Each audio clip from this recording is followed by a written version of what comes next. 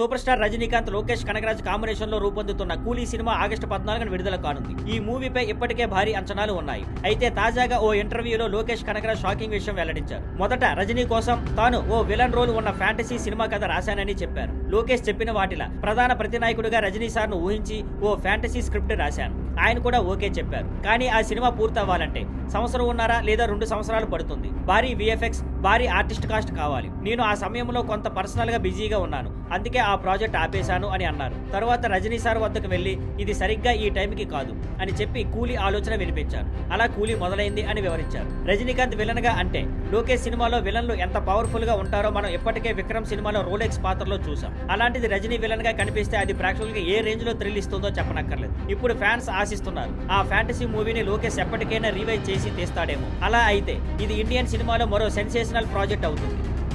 Thank you for watching. Please like, share and subscribe.